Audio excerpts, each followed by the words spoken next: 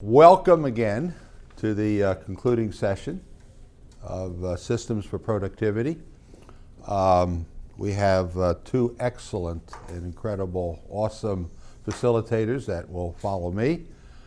My contribution is to provide the practical neuroscience foundation and tools to improve productivity, and to take you down memory lane for a few moments as a review.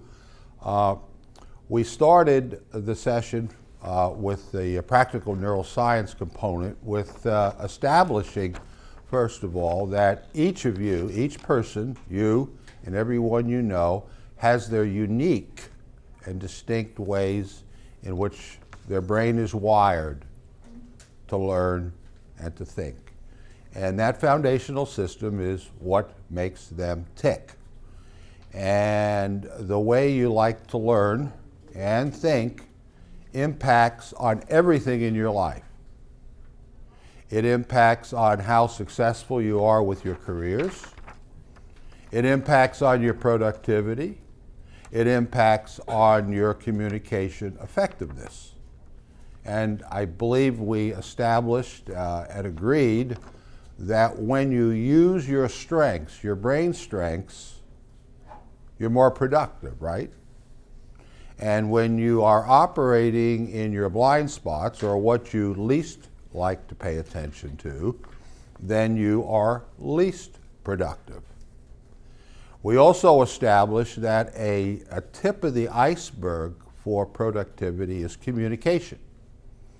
And I believe that some people in the room last week spent as much as 6 hours or more a day communicating, and when communications are ineffective and understanding is not reached, and mood states get a little deflated, it takes longer to communicate, and often you are in a mood state where when you get back to do some other meaningful work, you're not in a state to be productive. So one of the things we're going to be looking at today is mood states. We also established, too, that physical environments are very, very important to be able to be productive.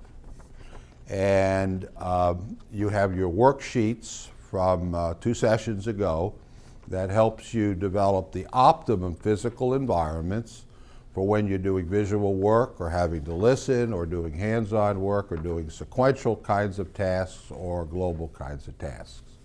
Now, despite all of that, despite all of our unique and distinct ways in which we like to learn and think, if we're not in the mood, that's not going to work at all. So today, we're going to have a lot of fun with the mood elevator and increase your self-awareness of your mood state, the mood states of others, and what you can do to elevate your mood state and other people's mood state so they're in a place where they can be more productive and get the right things done in less time, with less stress, and hopefully with a smile on their face. Any questions or comments up to this point? Thank you. I'm just concerned that you're going to hang yourself there. Oh, with the tether? Oh. Just about. You know, it makes me nervous too, actually. It's hard to be very natural when you have a 10-foot bungee cord on you and you have to move 20 feet.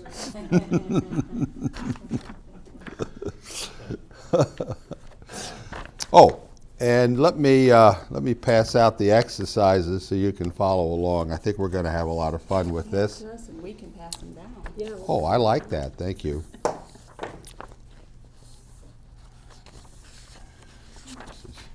This is another way of looking. I'm at the end of my rope.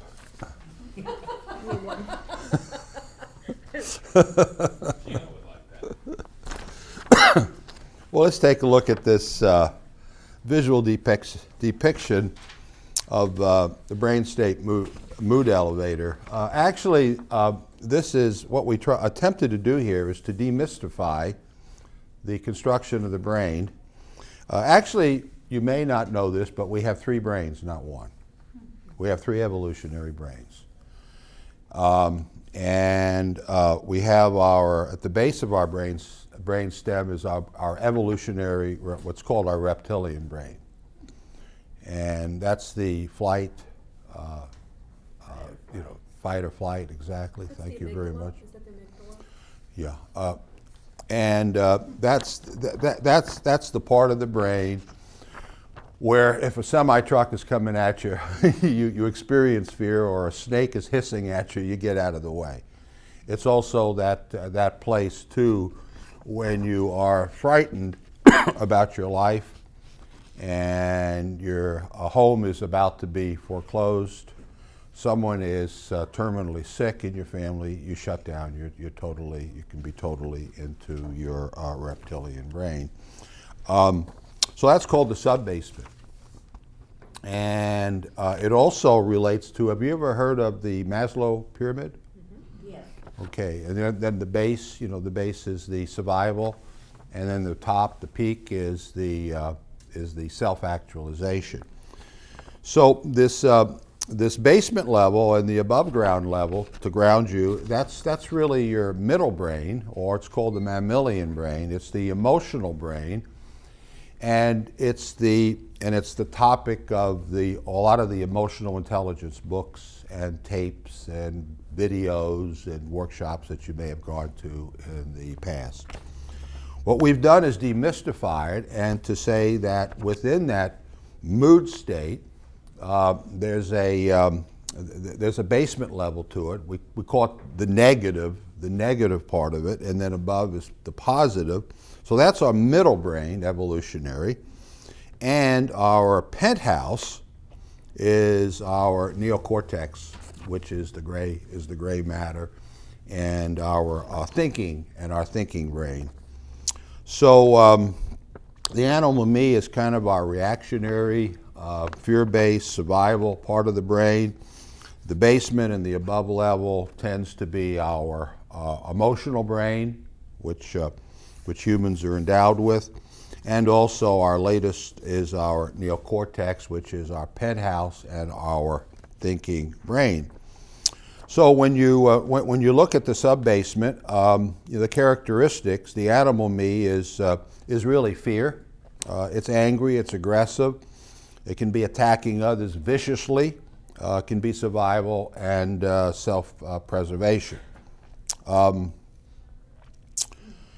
The basement level of the mammalian brain is the negative me. That's feeling bad, blaming others, and creating a negative environment. You know what we're talking about. Someone comes into work and they have you arrive happy and trying to get your happy face on, and then there's 1 or 2 people that come in really down in the dumps. And does that tend to rub off on other people? Yeah.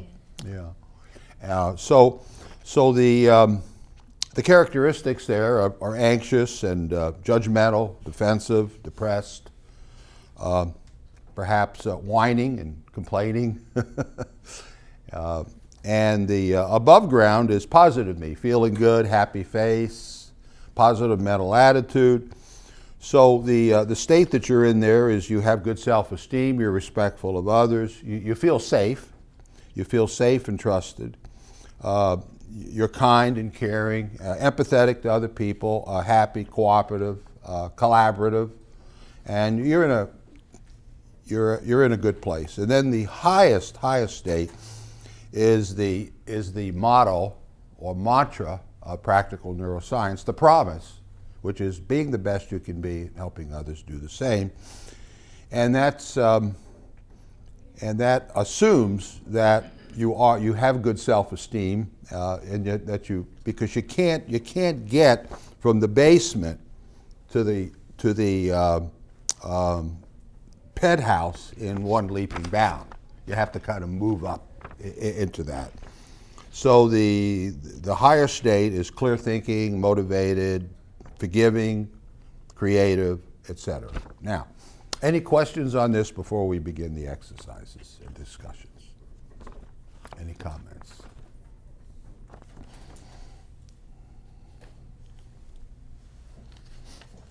Good. So let's start with some discussion questions, and then we'll move on with some team exercises. Okay. So what floor do you feel that you are on the majority of the time in this room? In this room? Yeah, in this room. Hmm? The top. You okay. The top. Me. Mm-hmm. Yep. Focused. And Mm-hmm. Do you ever, are you ever in the basement? a little bit. In the basement? Mm-hmm. Okay. Okay. So what floor do you think most of the people are in the, who work with you or in the businesses that you consult and work with? Above ground. Mm-hmm. My clients tend to be in the basement level. Okay, in the basement level, yeah. Mm-hmm.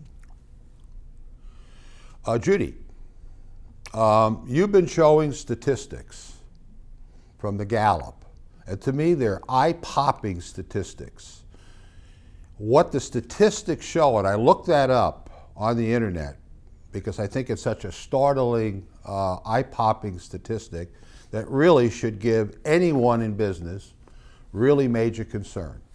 A knee-jerk position as to what is going on.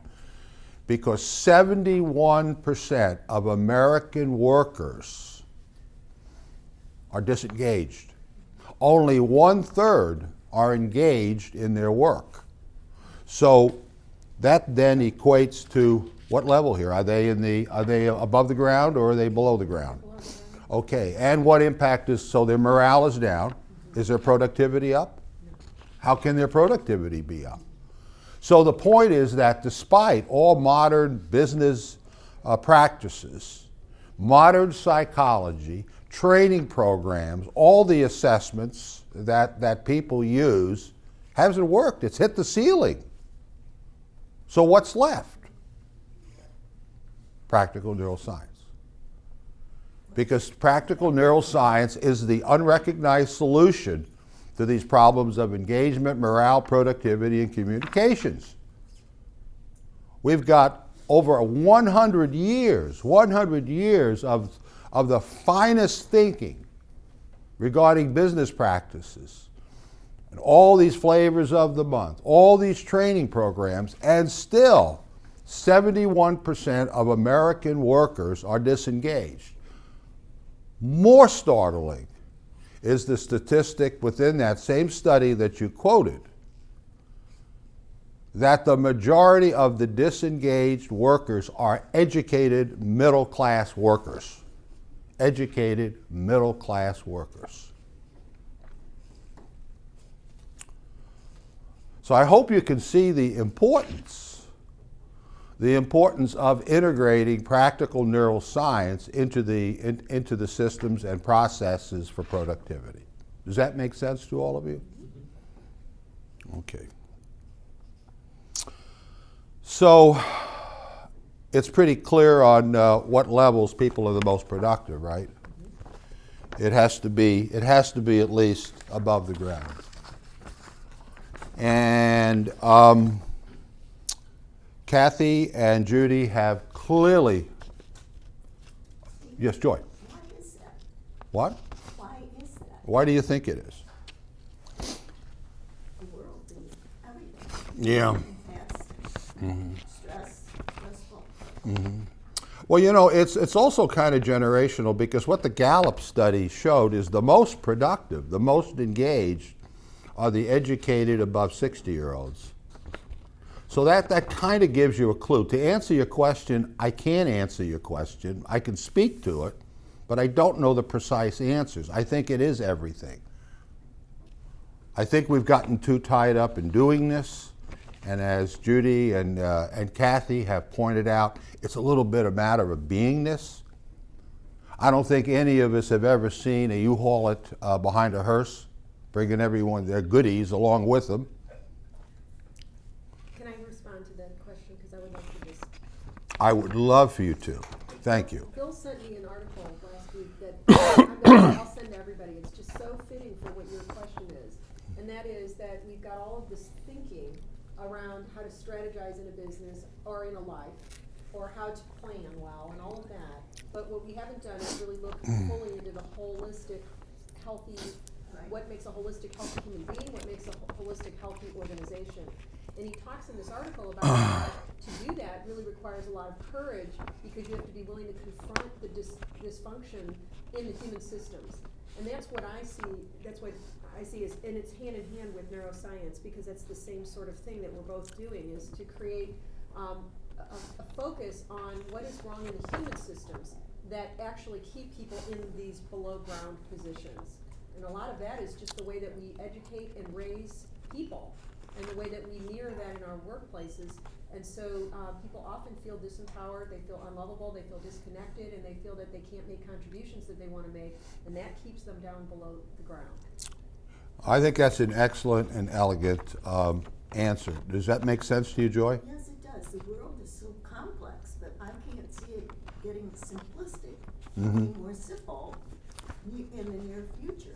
How many, yeah. Does that mean we're all doomed? No, we're not doomed, because you can change yourself, Yeah. and you're going to impact on people around you. Each one of you are only responsible for one person, and that's you. So if you change yourself and role model it, it's going to rub off on other people.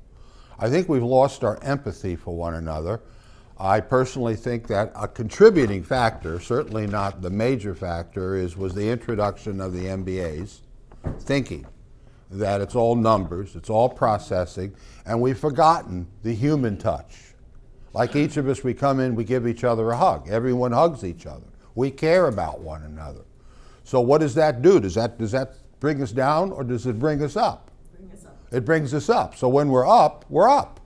It's simple as that. The good news, Joy, is that I think that there are lots and lots of people becoming conscious now of this is the place that it's important to focus on finally. You know, up until now, we thought the silver bullet was better strategic planning, and those things are important, but like you said, it should be a knee-jerk reaction that people look at those numbers and go, something's still not right here, and people are. And so that's the good news, because the more that people look at it, the more that you hear success around it. I think that I'm right now writing an article, let's break the 80-20 rule. Who says it has to be a rule? You know, we have this idea that we have to just expect that only 20% of the people are going to be fully engaged, Yeah. or Well, 30%. maybe we ought to make one other rule, and that no one makes a rule. Yeah, yeah. No rules. All I had right. an experience just yesterday with a young man, probably 30 years old. He's the customer service person in a small company.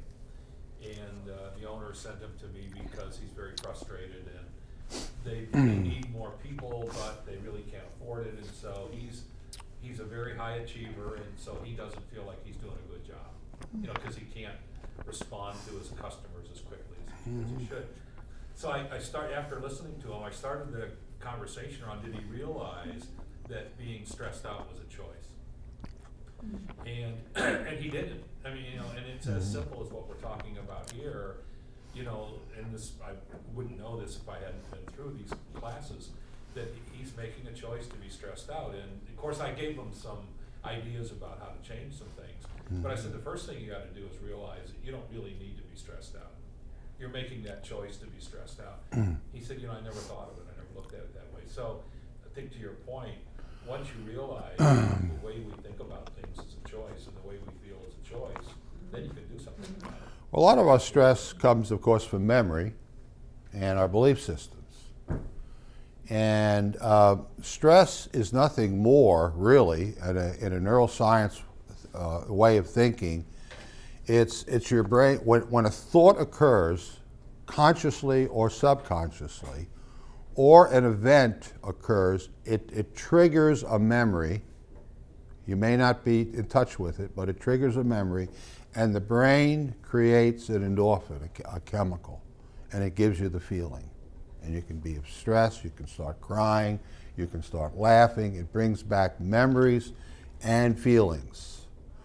So that might help to know that that stress is really unreal.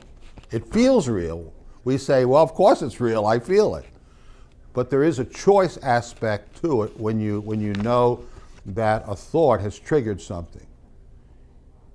And if you can start letting that go and accept it, don't fight it, because if you fight it, what happens? Neuroplasticity kicks in and you're strengthening it. If you fight it, it gives it more energy. You're building the root system. You're putting fertilizer and water and nutrients into that thought. What you resist persists. Exactly. Well said. So you first accept it. It is, okay? You can't do anything but accept it. Then surrender it. Surrender it. And choose another thought. Choose a happier thought. Think about something you're going to do this weekend that's going to be a lot of fun. Anything that's kind of like rebuilding and displacing it with a higher thought. And we can manage that stress with discipline. It doesn't happen overnight because we have 30, 40, 50, 75 years of memory imprints built. And I can tell you, if a 75-year-old guy can do it, you can do it. Anyone can do it. But you have to, first of all, have the self-awareness that it's possible and willing to look at it, the courage to do it, and to start dismantling it. And how many times do you have to deal with it? The answer is every time until it goes away. And I don't think it ever goes away, but with practice you have more confidence, so the length of time, the duration, and the peak of the pain, the durations get shorter, doesn't happen as often, and the peaks aren't as high, so you can get rid of it quickly. Make sense? Mm-hmm. Okay. Here are some team exercises for you to do. So we have two teams, Team A and Team B. I'd like you to agree on what are some of the external events and internal thinking that you might have that presses your down button. 2, what can you do to escape the clutches of the sub-basement and basement levels? Talk about that. And agree on some actions you can take in your personal and professional lives. And then thirdly, moving on to helping someone else, if you see someone in the basement or sub-basement, what can you do to get them to a higher level? Think of some actions, and also include uplifting and caring statements that you can communicate to them. Use your imagination. I'll give you one example. I see you're having a really bad day, Judy. I'm so sorry. Is there anything I can do to help you? Does that make you feel better or worse? That makes me feel better if I was Okay. having a bad day. Okay, so at least stabilizes you, right? So I'm giving you an example. So I'm going to give you about 7 minutes to do that, and if our videographer would like to save some space on his hard drive, he can do that. At this time, I'd like to ask Bill, Joy, and Mary to come to the front of the room. Thank you, and let's give them a good hand of applause. Okay.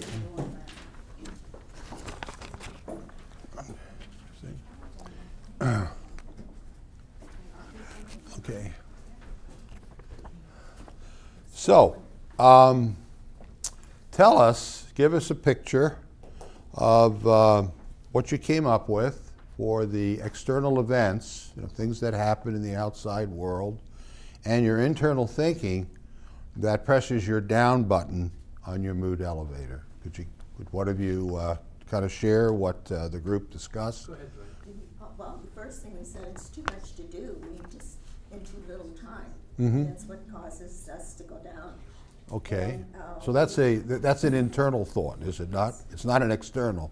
No one came over and shouted at you. No, we just eat too much on our plate. Okay, so that's an internal thinking. Yes. Okay. We also talked about if someone came over and started belittling you, Okay. and, you know, made you feel bad and negative about everything that you were doing. And then also have negative companions in the group that would pull you down also. Sure. Anything, Marilyn, that you'd like to add to that? No, I think Any we spin? kind of concentrated on the internal thinking more than we did on external events. Do you think that's a good place to begin? Yeah, because often you see we point our finger and say they and them, and the truth is, even if there's a they and them and that situation, it's our reaction to it. So really a good place to start, great insight, is your inside out kind of thinking. Bill, anything you wanted to add to that? Well, I just thought of this now, I didn't put it down, but being around people who don't take responsibility can be a downer. Sure. You know, so if they're, you know what I'm saying. Okay, number 2, what can you do to escape the clutches of the sub-basement? What are actions you can take in your own personal life to lift yourself up? Bill, you want to start with it? Well, we said, I think the first thing we said that thinking about the positive experiences in our life, you know, as opposed to dwelling on the negative things is a positive. Could you, is it possible that you're speaking of gratitude? Sure. Having Gratefulness? gratitude for, yeah. Being grateful for the things, the blessings that you have. Yep. Marilyn, anything you want to add to that? When I like the idea that Joy gave us, that was to have mood music around. Mm-hmm. Mood music always makes for a peaceful atmosphere. Right. Especially in my life, it does anyway. What kind of music, by the way? A soft, Mm-hmm. Mm-hmm. well, for me it would be not rock. It has to be soft, and it doesn't have to be classical, but it has to be soft. Tony Bennett, Frank Sinatra. that Sure. kind of music. Take a look at this mood elevator. You raise a very interesting point, and that is, can you see the relationship between certain kinds of music Oh yeah. and the different mood states? And you know what I'm talking about, all right? So that is a huge mood state elevator, is music, and it's very core to practical neuroscience. The music of the Penthouse, by the way, is music from Mozart, Vivaldi, Brahms, because it's got the violins in it, and the high frequency actually vibrates the neocortex. Yeah. Uh-huh. Joy, anything you want to add to that on what you can do to escape the clutches? Look at the perspective of life, and go and check, dwell on your past experiences, and if you think, and you're thinking about if you're in the same situation that you are now, that you solve the problem positively, and, well, I can do this, so I can do it now. And Sure. that would help us out.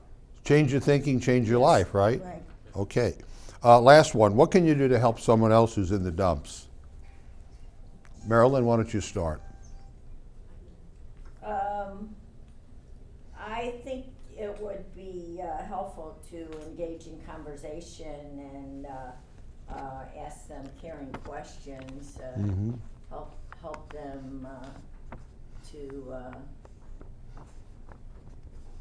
them to bring them out of it by explaining, by asking the questions that might bring them out of their doldrums into a positive mood. Yeah.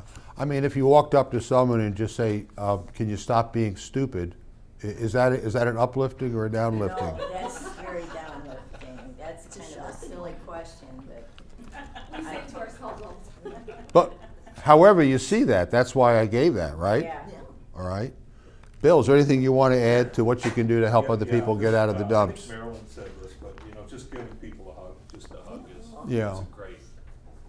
That's a very, very effective. Okay. Joy, anything you want to add to that would No, add your I just spin? think, just being kind. Sure, to the kind. person, Yeah. you know. Give someone a break, less judgmental. Thank you very much. Let's get the second team up here. Our pleasure. So we have Judy, Rhonda's the Kathy, next. She'll be right back. and Rhonda.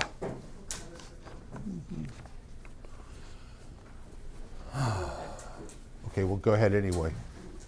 Okay, so what are the external events and internal thinking, Kathy and Judy, that presses your down button?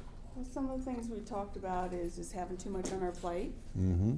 you know, about Rhonda losing a client or losing a sale, that kind of just brings us down. And Yeah, and the other thing that we said is that it can often be that one specific event or thought will mushroom into a global, well, now if I've lost this client, what if I lose these other clients? Or if I lost this employee, you know, what am I doing wrong? What if I lose the rest of them? It's like we go from singular to global. Yeah, unfortunately, it's human nature to do that. It's part of our evolutionary makeup, is to think the worst and to project. Knowing that and being self-aware of that can help stop that in the tracks. And we all do that, unfortunately. We tend to gravitate toward the negative when something bad happens. Like, oh, what next? Yeah. You know, and then what if and what if.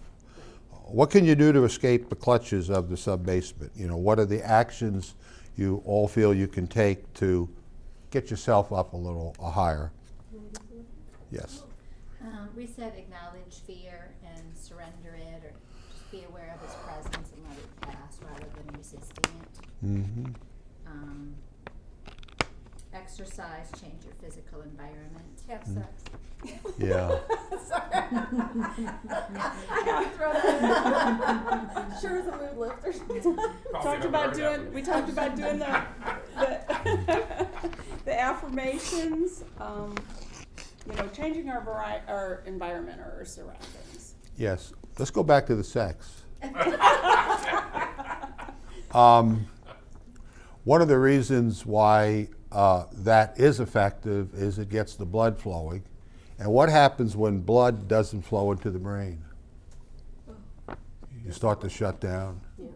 So exercise of any type, recreational or otherwise, does oxygenate the brain, and also it's a distraction, and it gets you away. And quite often our thoughts and fears are fleeting, so when you distract yourself, it may not come back right away, and you can move on to something positive. What else can you We do? did have exercise and we did have gratitude, like you guys were talking about. Right, Mm-hmm. right. The other one was there's this technique by Byron Katie that Oh, yeah. where you question your thoughts that make you suffer, and it's a really, really effective process. So I'm going to send it to everybody, but it's really we don't have time to go into it. We talked about it a little. Thank you. So what can you do to help someone else who's in the dumps?